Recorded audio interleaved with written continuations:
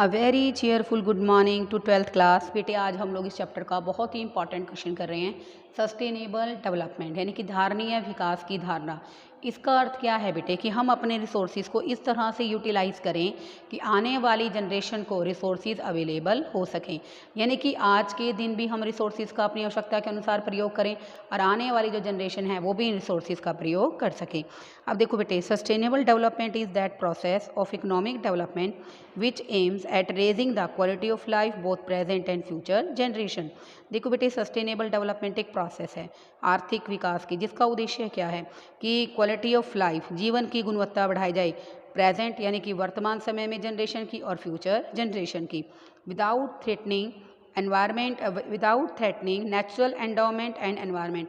हमारी जो प्राकृतिक संपदा है उसको नुकसान पहुंचाए बिना और हमारे एनवायरनमेंट को नुकसान पहुंचाए बिना रिसोर्सेज को इस तरह से यूज़ करना है कि दोनों की ही, प्रेजेंट जनरेशन की भी और आने वाली फ्यूचर जनरेशन की क्वालिटी ऑफ लाइफ को मेंटेन किया जा सके। The most widely recognized definition of sustainable development as phrased by the Brundtland commission in 1987। वो डेफिनेशन क्या है बच्चों? Sustainable development is a development that meets the need for present generation without impairing, impairing क्या है बच्चों? Reducing the ability of future generation to meet their own needs. तो बेटे, sustainable development क्या है? धारणीय विकास की धारणा वह धारणा है जिसके अंतर्गत हम लोग हमारे रिसोर्सेज का इस तरह से अपनी आवश्यकताओं को यूज़ करने के लिए प्रयोग करेंगे ताकि आने वाली जो फ्यूचर जनरेशन है वो भी अपनी आवश्यकताओं को बिना किसी नुकसान के पूरा कर सके। This is known also sustainable development. Sustainable development the past the process of economic growth was viewed in complete disregard of the resource endowment and environment। देखो बेटे, अगर हम बात करते हैं रिसेंट पास्ट के अंदर तो बेसिकली क्या होगा, जो इकोनॉमिक ग्रोथ का जो प्रोसेस है बेसिकली वो कैसे चल रहा है, हम लोग एनवायरनमेंट की कोई परवाह नहीं कर रहे। सिर्फ हम लोग क्या देख रहे हैं, एनवायरनमेंट की परवाह बिना किए ही हम लोग केवल और केवल क्या कर रहे हैं, हमारी इकोनॉमिक डेवलपमेंट को बढ़ावा दे रहे हैं। नोटेबली अब ये हमने नोट किया कि ऐसा हमें क्यों लगता है। First one, diverse crops grown on land have led to the fall in a soil fertility। हम लोग क्या कर रहे हैं, तरह तरह की फसलें उगा रहे हैं जिसके कारण बेटे क्या हो रहा है, हमारी सोइल की फर्टिलिटी रिड्यूस हो रही है। नेक्स्ट पॉइंट है स्टूडेंट हमारा, excessive mining of iron and coal, gold, silver and extraction of crude oil has led to the depletion of their stock. हम लोग क्या कर रहे हैं बेटा, हमारी लोहे की खान है, कोयले की खान है, गोल्ड की, सिल्वर की, उनसे हम लोग क्या कर रहे हैं बेटा, ज़्यादा से ज़्यादा माइनिंग कर रहे हैं। उनको उनसे क्या कर रहे हैं, लोहे की खान से लोहा निकाल रहे हैं, कोयले की खान से कोयला निकाल रहे हैं, जो क्रूड ऑयल है बेटे वो भी क्या कर रहे हैं, ज़्यादा से ज़्यादा एक्सट्रैक्ट कर रहे हैं एज ए नेचुरल रिसोर्स। तो धीरे धीरे इनके जो स्टॉक है बेटे वो क्या हो जाएंगे, ख़त्म हो जाएंगे। Smoke and other injurious emissions from the factories and transport vehicle has led to the pollution of environment। जो भी धुआं निकलता है, ठीक है ना, जो भी इंजीरियस यानी कि खतरनाक गैसें निकलती हैं फैक्ट्रीज से, ट्रांसपोर्ट व्हीकल से, उसके कारण भी हमारा एनवायरनमेंट क्या होता है, पॉल्यूट होता है। Briefly, the competitive process of growth and development has led to the environmental degradation and environmental pollution। It is only recently that environmental degradation and environment pollution have been recognized as an emerging challenge to the quality of life। तो देखो बेटे, कहीं ना कहीं हमें क्या लगता है कि एनवायरमेंटल का डिग्रेडेशन, पर्यावरण की अवनति, और एनवायरमेंट पोल्यूशन हमारे लिए क्वालिटी ऑफ लाइफ के लिए समस्या बनते जा रही हैं। The concept of sustainable development is now being understood and widely propagated. तो इसके लिए हमें क्या करना चाहिए, जो हमारी सस्टेनेबल डेवलपमेंट की बेसिकली धारणा है उसे हमें लोगों को समझाना चाहिए, उसको समझना चाहिए और उसको पूरी तरह से प्रोपोगेटेड, उसका पूरी तरह से प्रचार करना चाहिए। What the planners and the politicians are now seeking is not merely growth. जितने भी हमारे प्लानर्स हैं, पॉलिटिशियंस हैं, बेसिकली वो किससे रिलेटेड नहीं है, वो सिर्फ ग्रोथ के बारे में नहीं सोचें, but the growth that sustain the quality of life over a much longer period of the time. तो इसलिए ज़रूरी क्या है कि हमें क्या करना चाहिए, जितने भी हमारे प्लानर्स हैं, पॉलिटिशियंस हैं, उनको केवल ग्रोथ के बारे में नहीं सोचना चाहिए, उसके साथ साथ लॉन्ग पीरियड में हमारी क्वालिटी ऑफ लाइफ मेंटेन रहे इसके बारे में भी उन्हें विचार करना चाहिए। This require rational utilisation of resources rather than fuller utilisation of resources. तो इसके लिए हमें क्या ज़रूरत है कि हम रिसोर्सेज का पूरा प्रयोग करने की बजाय रिसोर्सेज का ज़रूरत पड़ने पर सोच समझ कर ही प्रयोग करें। आगे देखो बेटे, सस्टेनेबल डेवलपमेंट की एक बहुत अच्छी डेफिनेशन गिवन है। सस्टेनेबल डेवलपमेंट एक प्रोसेस है जो क्या करती है, fulfils the need for present generation, जो प्रेजेंट जनरेशन की आवश्यकताओं को पूरा करती है, challenging the without challenging the ability of future generation to fulfil their needs, ताकि आने वाली जो पीढ़ी है उनको भी रिसोर्सेज अवेलेबल कराए जा सके, यानी कि उनको रिसोर्सेज की एबिलिटी रिसोर्सेज की अवेलेबिलिटी मेंटेन रहे ताकि उनकी भी क्वालिटी ऑफ लाइफ बढ़ सके। Implying that the resources are not fully exploited, यानी कि रिसोर्सेज का पूरी तरह से हमें शोषण करने की ज़रूरत नहीं है। इसके लिए ज़रूरत है तो क्या है कि हम रिसोर्सेज का सोच समझकर, रैशनली माने सोच समझकर विवेकपूर्ण तरीके से प्रयोग करें। अब हम बात करते हैं फीचर्स ऑफ सस्टेनेबल डेवलपमेंट की। फर्स्ट है सस्टेन्ड राइज इन पर capita income and economic welfare. हमें क्या करना चाहिए, हमारी प्रति व्यक्ति आय, जो वास्तविक आय है, रियल इनकम कौन सी होती है बच्चों, जो गुड्स और सर्विस की फॉर्म में होती है, उसे हमें बढ़ाना चाहिए ताकि हमारा इकोनॉमिक वेलफेयर इंक्रीज हो सके। There should be sustained rise in real per capita income, हमें अपनी वास्तविक आय जो किसकी फॉर्म में होती है, गुड्स और सर्विस की फॉर्म में होती है, उनको हमें बढ़ाना चाहिए ताकि हमारा इकोनॉमिक वेलफेयर बढ़ सके। सेकेंड है student rational use of natural resources, यानी कि सस्टेनेबल डेवलपमेंट हमें क्या कहता है कि we should not use fuller utilisation of resources, हमें रिसोर्सेज का पूरा प्रयोग नहीं करना चाहिए। We should rationally use the available resources. अब देखो बेटे, sustainable development does not mean that national resources should be used at all. Sustainable development की धारणा का अर्थ ये नहीं है कि हमें अपने प्राकृतिक संसाधनों का प्रयोग नहीं करना चाहिए। It simply means that natural resources be rationally used in a manner such that they are not excessively you exploited. देखो बेटे, इसका कहने का अर्थ यहाँ पर क्या है कि हमारे जो नेचुरल रिसोर्स हैं, प्राकृतिक संसाधन हैं, उनका हमें विवेकपूर्ण ढंग से प्रयोग करना चाहिए, ना कि उनका अत्यधिक रूप से एक्सप्लॉयटेशन करना चाहिए। अगर हम लोग रिसोर्सेज को ऐसे एक्सप्लॉयट करेंगे बेटे, तो एक समय ऐसा आएगा कि हमारे रिसोर्सेज क्या हो जाएंगे, ख़त्म हो जाएंगे, और जो फ्यूचर जनरेशन है उसको इसकी कॉस्ट बियर करनी पड़ेगी। जैसे अगर हम लोग एनवायरनमेंट में पोल्यूशन बढ़ाएंगे तो उनको गंदा एनवायरनमेंट मिलेगा, पोल्यूटेड एनवायरनमेंट मिलेगा, क्वालिटी ऑफ लाइफ कम हो जाएगी। अगर हम सारे नेचुरल रिसोर्सेज ख़त्म कर देंगे तो वो बेसिकली आने वाले टाइम में प्रोडक्शन कैपेसिटी को, डेवलपमेंट को नहीं बढ़ा पाएंगे। नेक्स्ट है स्टूडेंट हमारा ability of future generation to fulfil their needs need not to be impaired. Impaired का मतलब होता है बेटे रिड्यूस, कि आने वाली जो जनरेशन है वो अपनी आवश्यकताओं को पूरा कर सके। Sustainable development stresses the point out that ability of future generation to fulfil their needs is not impaired in the wake of competitive growth process. Sustainable development इस बात पर स्ट्रेस डालता है, दबाव डालता है कि हमें अपनी फ्यूचर जनरेशन की आवश्यकताओं को किसी भी तरह से रिड्यूस नहीं होने देना चाहिए इन द, ताकि किसके उसमें आकर हम क्या सोच रहे हैं कि हमारे देश में कॉम्पिटिटिव ग्रोथ हो, बहुत अधिक विकास हो, तो बेटे इसकी होड़ में आकर हमें किसी भी तरह से हमारी फ्यूचर जनरेशन की क्वालिटी ऑफ लाइफ को रिड्यूस नहीं करना चाहिए। For example, if non renewable sources of energy are irrationally used, अगर हम लोग नॉन रिन्यूएबल सोर्सेज में बेटा जैसे ऑयल है, अगर उनका बिना सोचे समझे प्रयोग करेंगे तो क्या होगा, प्रोडक्शन को बढ़ाने के लिए it would only be the cost of lesser resource endowment for the future generation. तो इसके कारण बेटे जो आने वाली पीढ़ी है उनको जो नेचुरल एंडोमेंट है, यानी कि जो रिसोर्स एंडोमेंट यानी कि रिसोर्स यानी कि संसाधन संपदा है, वो उनको अवेलेबल नहीं होगी। Such a development process is not a sustainable over a long period of time. तो इस तरह की जो डेवलपमेंट है वो कहीं ना कहीं हमारे लंबे समय तक हमारी इकोनॉमी के अंदर नहीं रहेगी। अगर हम चाहते हैं कि लॉन्ग पीरियड तक डेवलपमेंट बनी रहे तो इसके लिए सबसे ज़्यादा ज़रूरी क्या है कि हम लोग सस्टेनेबल डेवलपमेंट के अंदर रिसोर्सेज का इस तरह से यूज़ करें ताकि जो प्रेजेंट जनरेशन है वो भी अपनी आवश्यकताओं को पूरा कर सके और आने वाली पीढ़ी भी अपनी आवश्यकताओं को पूरा कर सके। फोर्थ पॉइंट है बच्चों हमारा check on pollution. Sustainable development discard करने का मतलब है कि इस बात को अप्रूव नहीं करता है those activity which induce environment pollution. Sustainable development उन सभी एक्टिविटीज़ को डिस्कार्ड करता है, त्याग करता है, चाहे वो ग्रोथ से रिलेटेड हैं, जिनके कारण एनवायरमेंट पोल्यूशन को बढ़ावा मिलता है। Environmental pollution is to be viewed as an element of social cost. तो बेटे जो हमारा एनवायरमेंट पोल्यूशन है इसकी अगर हम बात करें तो इसकी एक सोशल कोस्ट भी है, क्योंकि बेटे अगर एनवायरमेंट पोल्यूशन ऐसे ही बढ़ता रहेगा तो नो डाउट इसका हमारे सोशल इंफ्रास्ट्रक्चर पर भी बहुत ही एडवर्स इफेक्ट पड़ेगा। तो बेटे हमें क्या करना चाहिए, हमारे रिसोर्सेज का सही तरीके से यूज़ करना चाहिए और नो डाउट ऐसी एक्टिविटीज़ को रिस्ट्रिक्ट करना चाहिए जो एनवायरनमेंट पोल्यूशन को बढ़ावा देती हैं। अब हम पढ़ेंगे बेटा इस टॉपिक का most important point, strategies for sustainable development. धारणीय विकास की रणनीति क्या है। फर्स्ट है बच्चों इसमें, the concept of sustainable development does not suggest delimiting the process of growth and development. Sustainable development, धारणीय विकास ये नहीं कहता कि आर्थिक विकास को, आर्थिक डेवलपमेंट को किसी भी तरह से क्या किया जाए, उसकी एक लिमिट की जाए, ठीक है ना, उसको मतलब बेसिकली प्रबंधित किया जाए। सस्टेनेबल डेवलपमेंट क्या सजेस्ट करता है, जुडिशियस होता है, न्यायपूर्ण और ऑप्टिमम यूटिलाइजेशन की रिसोर्सेज का बहुत बेहतरीन तरीके से प्रयोग किया जाए and in a manner that the pace of economic growth is sustained without challenging the ability of future generation to grow and prosper.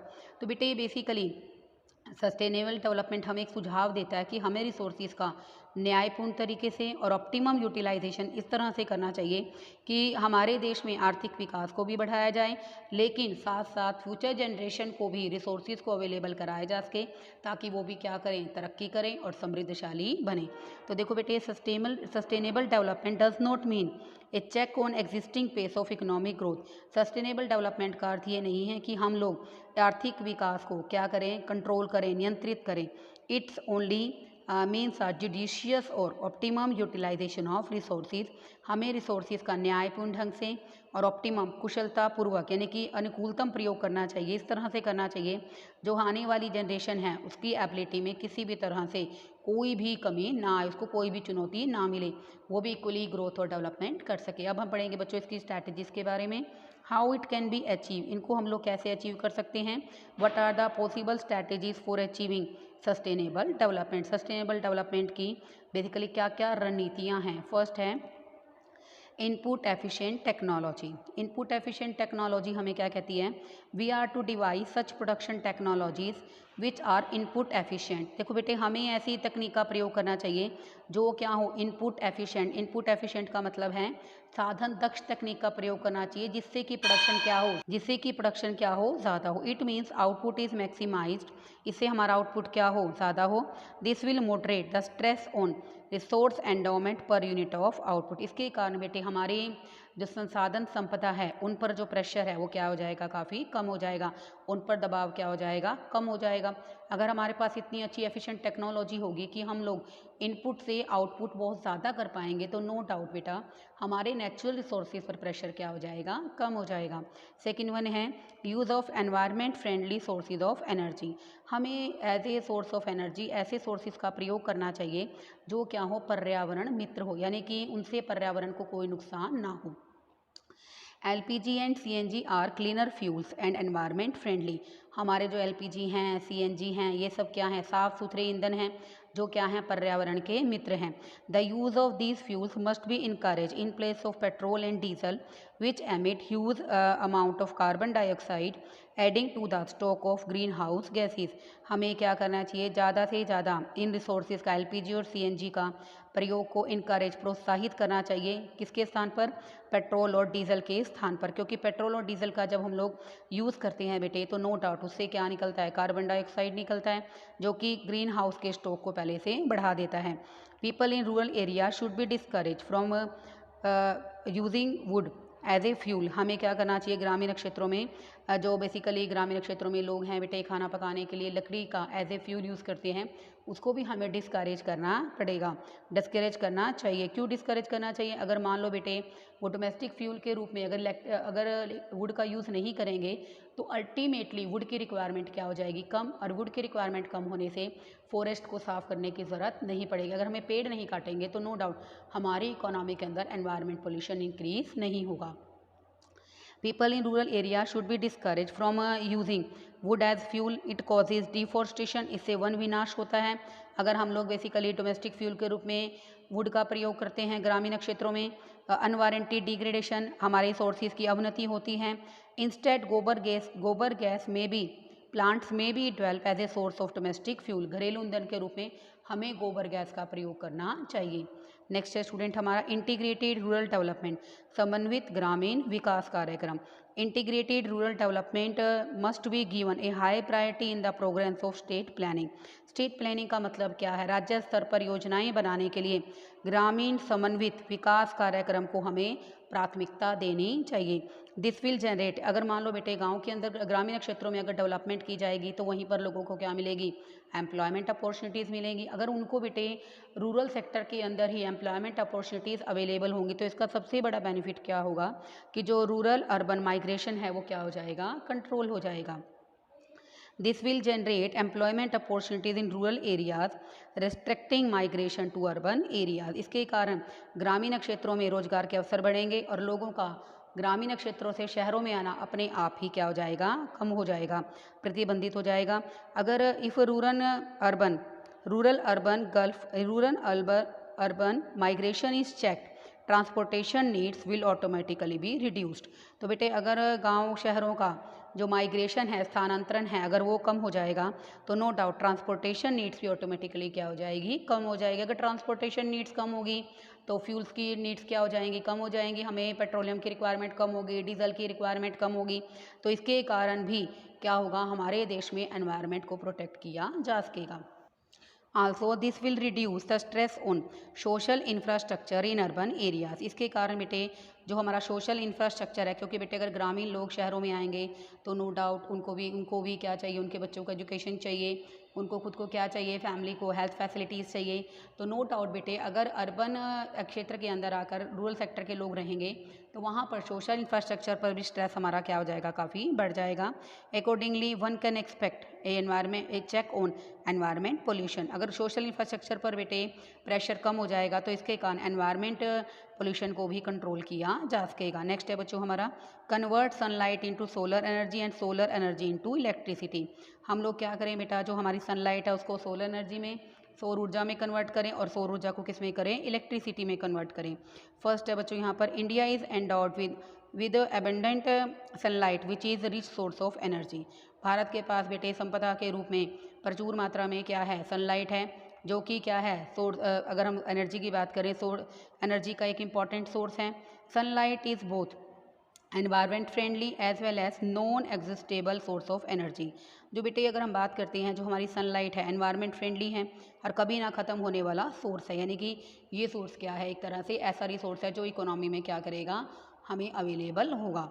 Next है बच्चों conversion of solar energy into electricity is no longer a distant dream through the technology is yet to become widely innovative.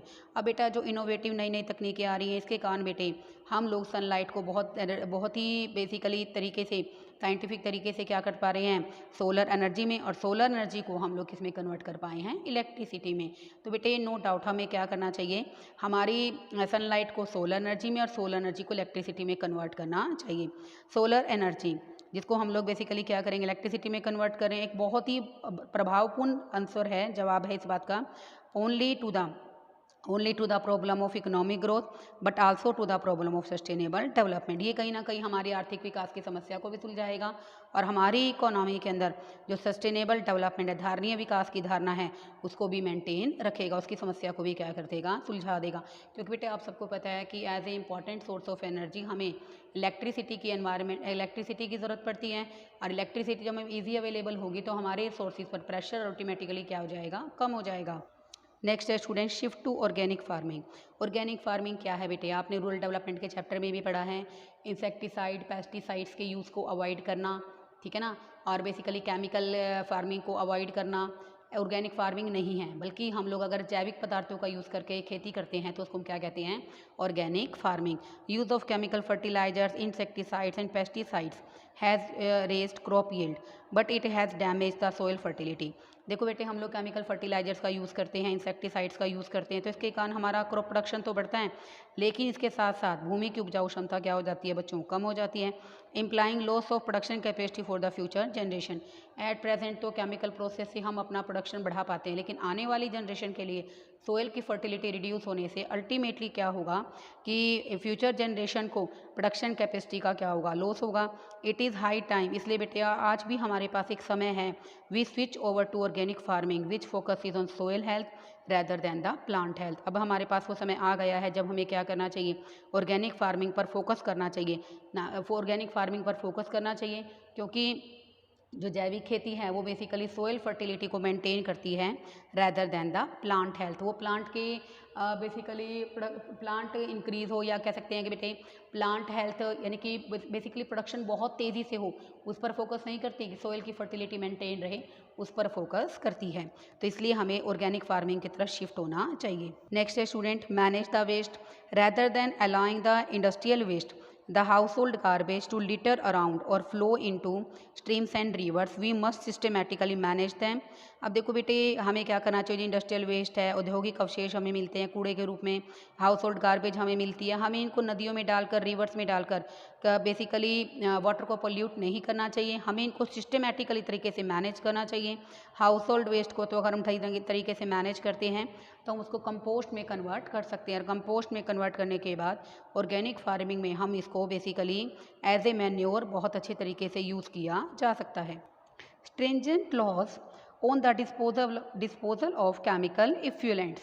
तो बेटे chemical इफ्यूलेंट्स रासायनिक अवशेष के basically उसको सही तरीके से मैनेज करने के लिए सरकार को कठोर कानून बनाने चाहिए।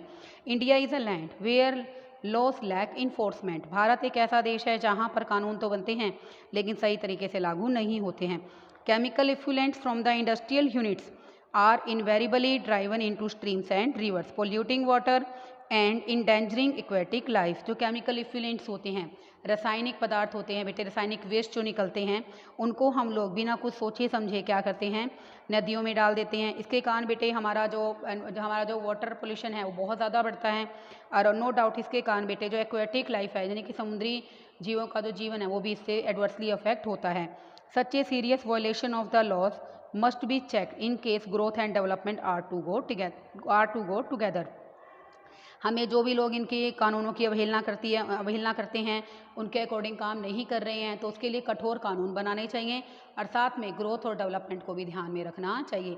लेकिन जो केमिकल इफ्यूलेंट्स हैं उनको प्रॉपर तरीके से मैनेज करें नदियों में डालने की बजाय, क्योंकि अगर नदियों में डालेंगे बेटा तो इसके कारण क्या होगा, वाटर तो पोल्यूटेड होगा ही, और साथ साथ सबसे बड़ा जो इफेक्ट आएगा बेटे वो इफेक्ट ये होगा कि इसके साथ साथ हमें सबसे बड़ा नुकसान ये होगा कि हमारा वाटर पोल्यूट होने के साथ एक्वेटिक लाइफ पर भी एडवर्स इफेक्ट पड़ेगा। नेक्स्ट पॉइंट है स्टूडेंट हमारा 8th, awareness to conserve natural assets for intergenerational equality.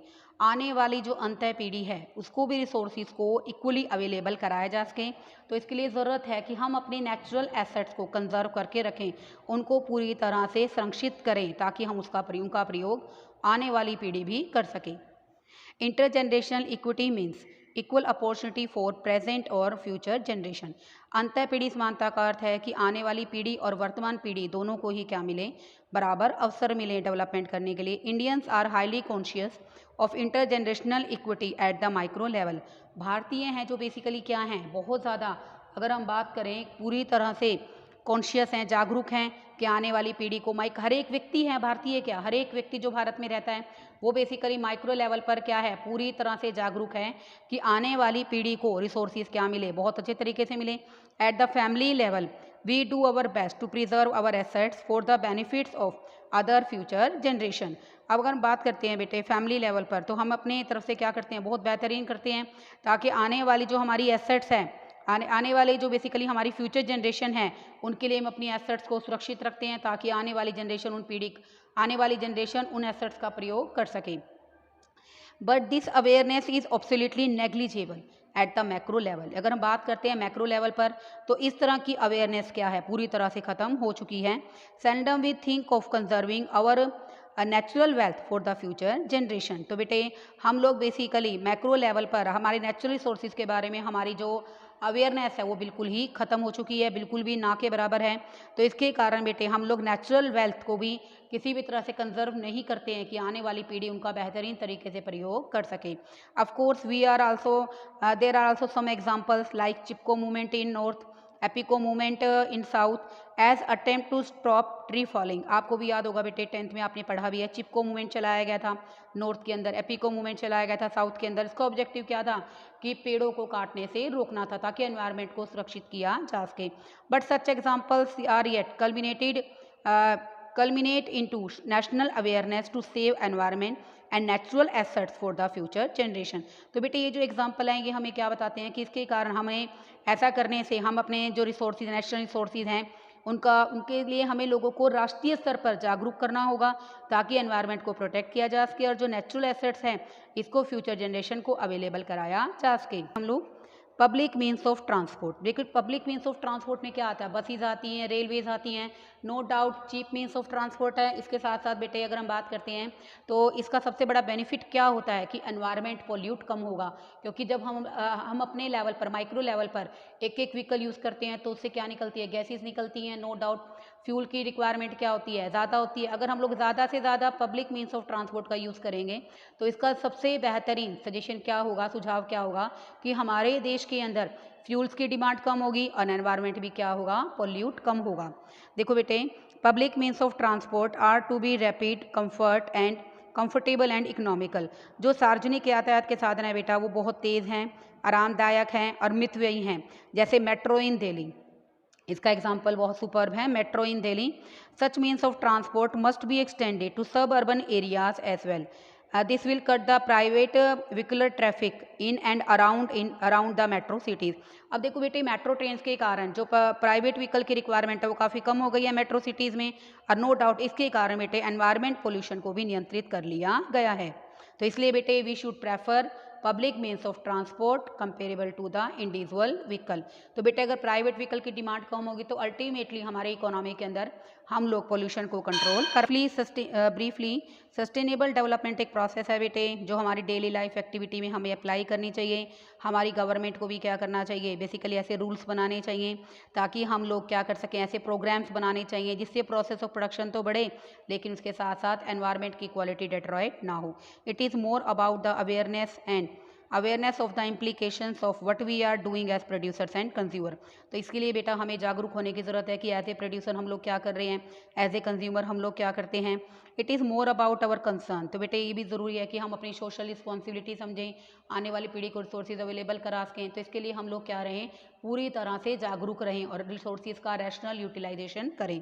More than monetary cost, it involve real cost. देखो बेटे नो डाउट अगर हम ऐसा ही सस्टेनेबल डेवलपमेंट को अप्लाई नहीं करेंगे, धारणीय विकास की धारणा को नहीं अपनाएंगे तो इसकी बेटा वास्तविक लागत क्या आएगी कि हम अपनी पूरी एनवायरनमेंट को पोल्यूट कर देंगे। कहीं ना कहीं बेटा ऐसा जो पोल्यूशन है हमारी सोसाइटी के लिए भी क्या होगा, हार्मफुल होगा।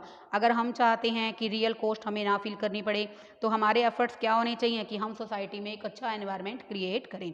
एज ए प्रोड्यूसर हमें एनवायरनमेंट फ्रेंडली टेक्निक का यूज़ करना चाहिए और जो वेस्ट है उसको क्या करना चाहिए, सिस्टमेटिकली मैनेज करना चाहिए। एज ए कंज्यूमर हमें भी क्या करना चाहिए, एनवायरनमेंट फ्रेंडली गुड्स और सर्विस का यूज़ करना चाहिए और जो भी गार्बेज है उसको पूरी तरह से डिस्पोज करना चाहिए। The government should contribute a bit through the enforcement of laws relating to the protection of environment. और सरकार को भी क्या करना चाहिए, जितने भी कानून नियम बनाए गए हैं इनको प्रॉपर तरीके से लागू करना चाहिए ताकि एनवायरनमेंट को प्रोटेक्ट किया जा सके। बेटे आज इस वीडियो के बाद आपका ये चैप्टर कंप्लीट हो गया है। आई होप आपको समझ में आया हो। Okay, thank you student.